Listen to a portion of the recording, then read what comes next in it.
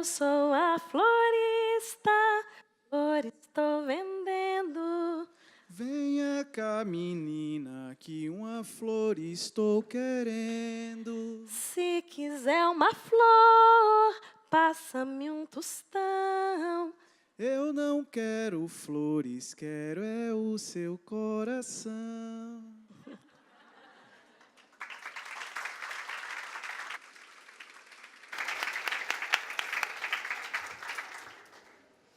Que lindo, a gente fica realmente tocado, né? Antes de começar. Bom dia. Compartilhar um pouco da nossa experiência que a gente está incubando pelo WWF, é o Movimento Social Bora Andar, mas por se tratar de um movimento social, significa que ele é de todos. E a gente espera que quanto mais pessoas abraçarem o movimento, compartilharem, né, participarem dessa troca, melhor. Então, também venho aqui apresentar e, ao mesmo tempo, fazer um convite para todos vocês, para participarem do movimento. A gente está falando bastante de áreas naturais protegidas, né, e a necessidade de conexão com a sociedade. E, ano passado, o sistema mais antigo do mundo, que é o sistema dos Estados Unidos, completou 100 anos. E aqui é uma foto do Barack Obama, no Yosemite, que é um parque nacional, que, na verdade, foi a primeira área protegida no mundo antes do Parque Nacional do Yellowstone, em 1872, nos Estados Unidos. E lá nos Estados Unidos, assim, é uma sociedade que visitar parques significa ter orgulho, exercitar o patriotismo quase. Assim. O discurso que ele fez, eu trouxe aqui alguns pontos, como, por exemplo, a beleza do sistema de parques nacionais é que eles pertencem a todos. Não é possível entender isso em um iPad, uma televisão ou até mesmo uma pintura a óleo. É preciso vir aqui e respirar você mesmo. Você se transforma só por estar aqui. E é um pouco isso que a gente quer trazer para o Brasil. A gente nos surpreendeu quando a gente viu que, nos Estados Unidos, esse mesmo país, né, que recebe 310 milhões de visitantes ano, em 100 milhões de hectares de áreas protegidas, e aí, só para vocês terem um comparativo, aqui no Brasil, a gente tem 150 milhões de hectares contra 9 milhões de visitantes ano, que o Paulo atualizou os dados que eu tinha agora. Até lá, surgiu essa matéria do The Economist, falando por que ir lá fora quando temos um iPad, né, um iPhone. E foram muitas as matérias no New York Times, em muitos veículos, falando assim, a visitação nos parques está estagnando. Os mais jovens, os millennials, eles estão interessados em outras coisas, que estão bastante relacionadas à cultura da vida indoor. Né? Assim, a Beta, que é a Associação Brasileira de Empresas de Ecoturismo e Turismo de Aventura, costumava chamar isso de cultura do ar-condicionado. Né? Então, para isso que a gente tem que atentar. E essa mudança de comportamento que a gente tem que tentar compreender muito bem para saber como que a gente toca as pessoas, conecta com as pessoas não engajadas e chama elas para dentro das unidades de conservação. Famílias e crianças, né, são um dos principais públicos-alvo que a gente tem que atentar. Né? Por isso que também, quando a gente viu essa iniciativa do Alana, quando começou com Criança e Natureza, e depois chamou o Richard Louv para vir no Brasil e traduzir o livro, que eu até peço desculpa, eu coloquei aqui o print do livro em inglês, eu tenho que atualizar e colocar o Criança, e não, Última Criança na Natureza, né, em português.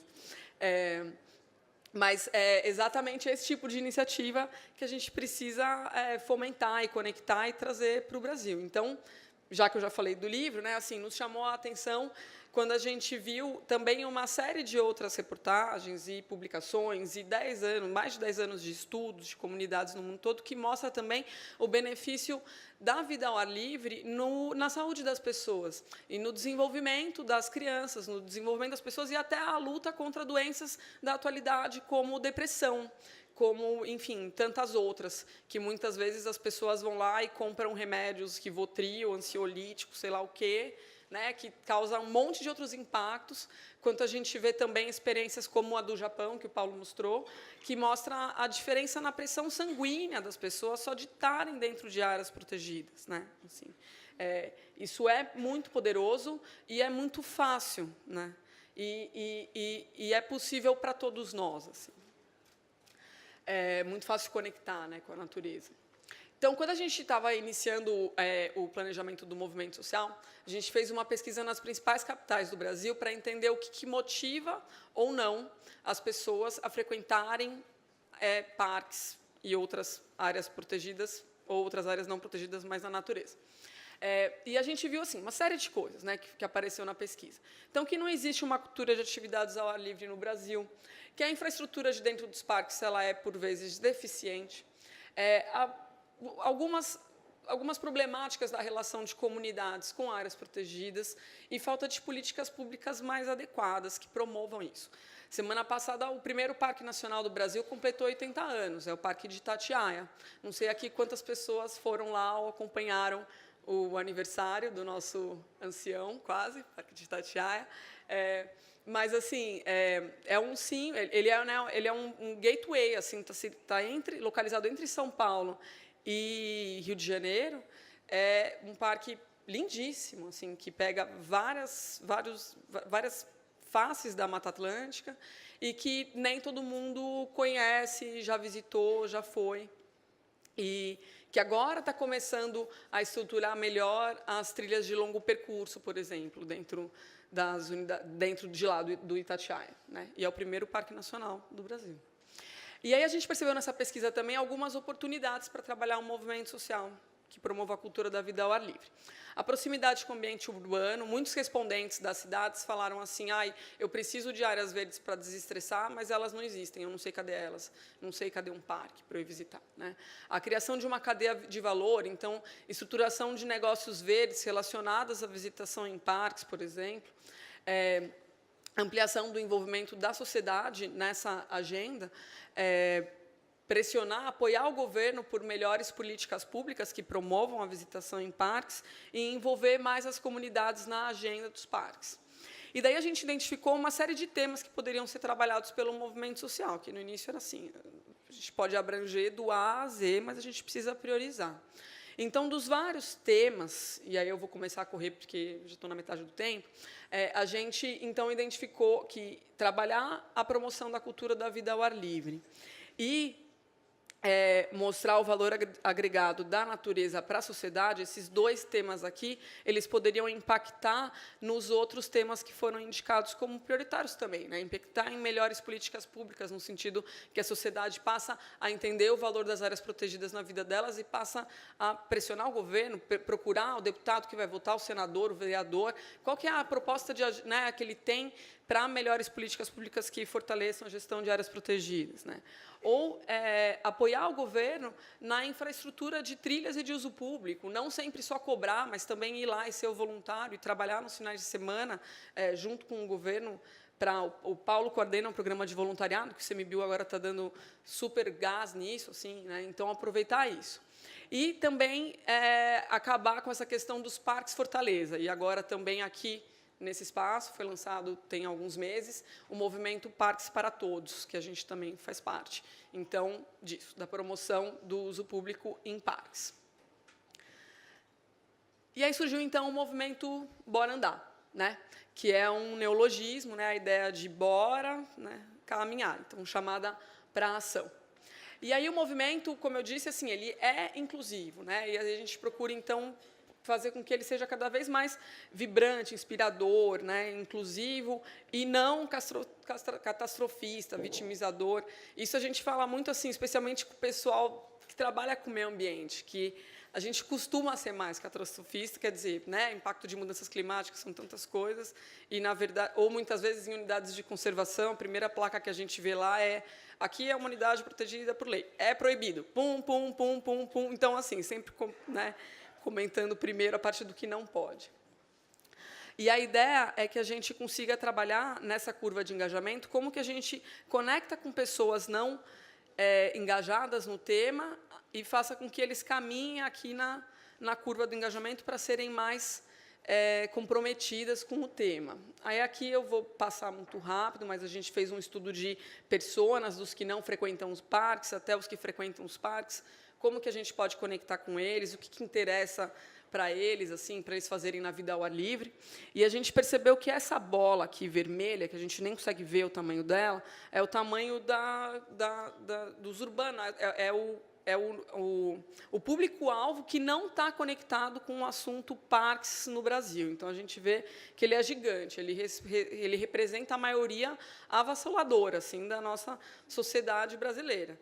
O grupo dos trilheiros apaixonados, a gente fala que cabe todo mundo dentro de um caminhãozinho. Eu me incluo no grupo do caminhãozinho, mas, para a gente, foi uma surpresa quando a gente viu essa desconexão. 87% da população brasileira é urbanoide, vive nas cidades.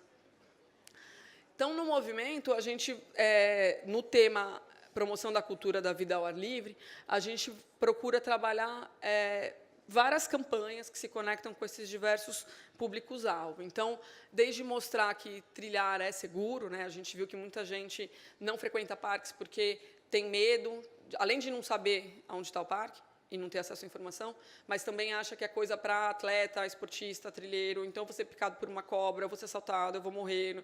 Então, assim, são muitos medos e fantasmas que estão assim, no imaginário popular.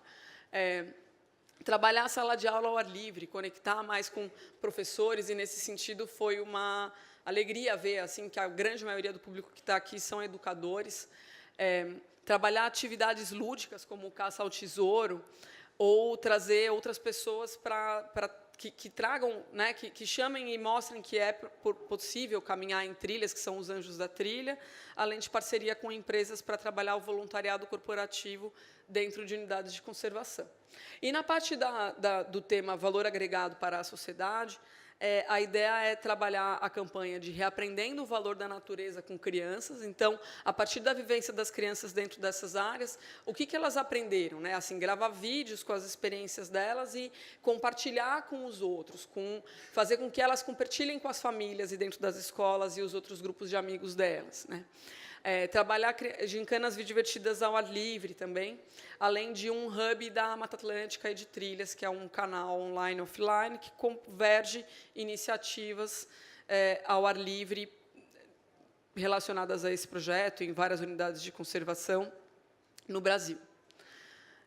Além desse componente do Bora Andar, a gente também trabalha roteiros integrados e a estruturação de trilhas e unidades de conservação, porque o nosso sonho, o Bora Andar aterrissando assim no mapa do Brasil, é a gente conseguir conectar muitas trilhas que estão ao longo da Serra do Mar por meio dessa trilha longa aqui, que é o Caminho da Mata Atlântica, que conecta o Rio de Janeiro até Santa Catarina. São mais de 60 áreas protegidas que estão nessa região, e a gente já mapeou e está apoiando a abertura de mais de 1.500 quilômetros de trilha hoje. A ideia, assim, essa trilha toda longa, inteira, ela vai ter mais de 3.000 quilômetros, inspirados pelo Appalachian Trail, que é uma trilha que já está quase fazendo 100 anos, primeira trilha longa feita no mundo, lá na costa leste dos Estados Unidos. O tempo acabou, então daí o slide não passa mais, né? O nosso benchmark é a Transcanada, que é uma trilha que corta todo o Canadá. Tem gente que fala assim, nossa, 3.000 quilômetros no Brasil, isso é muito. Meu, gente, assim, não é. Quando a gente olha para o sistema de trilhas longas no mundo todo, a gente vê que os outros países, eles estão, além de 100 anos-luz na frente da gente, eles também, enfim, têm metas muito mais ambiciosas do que as nossas. E aí, aqui é a forma de como eles comunicam, trechos existentes, trechos em água, trechos que estão por serem abertos e tal, é como a gente vai também trabalhar a comunicação da trilha. Já estamos trabalhando a comunicação do Caminho da Mata Atlântica aqui na Serra do Mar. Então, a ideia desse movimento é que ele também tem um conjunto de ferramentas online e offline, para a gente poder conectar justamente com os não engajados e diversos públicos-alvos que a gente não dialoga atualmente, para que a nossa visão de futuro, né, que a Mata Atlântica passe a fazer cada vez mais parte da experiência de vida das pessoas, que tomam como assunto pessoal a sua proteção, valorização e desenvolvimento sustentável, né? Ela é a nossa casa, 145 milhões de brasileiros vivem aqui, 70% do PIB nacional é produzido aqui, e a gente precisa entender o valor disso, amá-la, cuidá-la e trazer outras pessoas para essa agenda, especialmente crianças, famílias, educadores, etc. Obrigada.